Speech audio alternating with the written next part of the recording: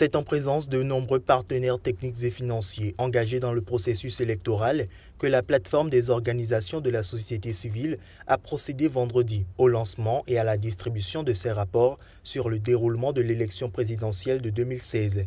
Un jeu de rapports composé du rapport de la salle de situation électorale, la mission d'évaluation externe et le film documentaire sur les activités de la salle de situation électorale. Le rapport général, fait de 141 pages, est divisé en 5 parties qui vont du fonctionnement de la plateforme aux conclusions et propositions de recommandations formulées à l'endroit des autorités, en passant par l'observation de la période électorale. En ce qui concerne le respect du code électoral, les taux de satisfaction relatifs au second tour de la présidentielle de 2016 pour l'ensemble des centres et postes de vote observés par nos observateurs, donc ces taux sont de 72,48% pour les opérations de démarrage, 76,89% pour les opérations liées au déroulement du scrutin et 85,57% pour les opérations de clôture et de dépouillement, soit en moyenne 77,64% de taux de satisfaction. Pour la plateforme, c'est intéressant comme taux. Remerciant les partenaires et autorités pour le travail fourni, la présidente de la plateforme promet maintenir le cap face aux nombreux défis qu'impose le processus électoral. Nous promettons nous améliorer et espérons toujours vous avoir à nos côtés en appui technique et ou financier. Parce que la tâche n'a pas été facile. Nous avons voulu en laisser des traces à travers les 3 pièces ici présentes de notre rapport général. Nous espérons vos retours, réflexions et orientations afin de continuer utilement notre œuvre citoyenne de contribution à la fiabilisation et la pacification des processus électoraux au Bénin.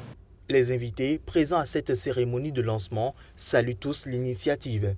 Notons que, pour l'organisation de ce processus, la plateforme a mobilisé autour de 715 000 $, sans compter le financement du PNUD, géré par l'institution elle-même.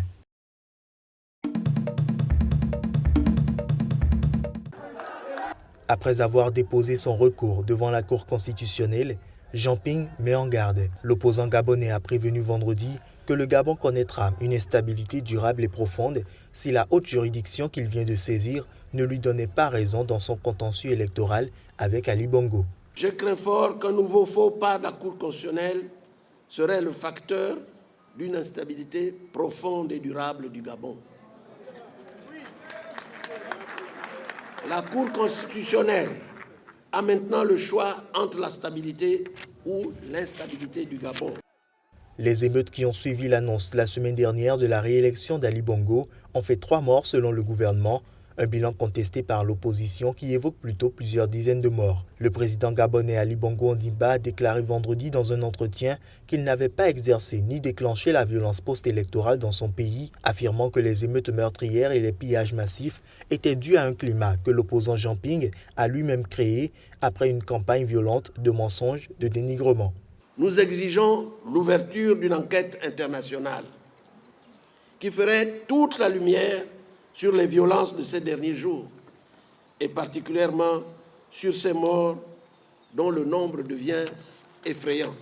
Moi, je n'ai jamais refusé de discuter et j'ai voulu des élections démocratiques transparentes. Je ne suis pas rentré en fraude, a fait savoir Ali Bongo, reconnaissant qu'aucun dialogue direct n'a été entamé avec Jean Ping. L'opposant demande un nouveau comptage des voix, bureau de vote par bureau de vote, dans la province du Haut-Ogooué, fief de l'ethnie Téké des Bongo, où le président sortant a assuré sa victoire à l'échelle du pays grâce à 95% des voix pour une participation de 99,93%. Les avocats de Ping demandent une confrontation des procès-verbaux en présence d'experts internationaux. La Cour dispose de 15 jours pour donner son verdict.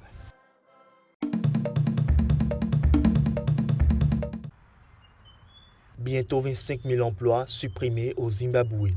Telle est l'annonce faite par le gouvernement après avoir reconnu que près de 97% de son budget servait à payer ses fonctionnaires. Selon un économiste du pays, le manque d'argent vient en grande partie du déclin de l'agriculture causé par le phénomène El Niño.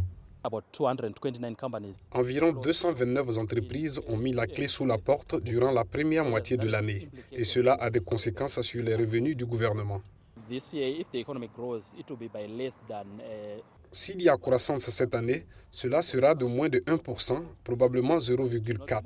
Mais en tout cas, pas plus de 1%, notamment à cause du déclin de l'agriculture et la sécheresse causée par le phénomène El Niño.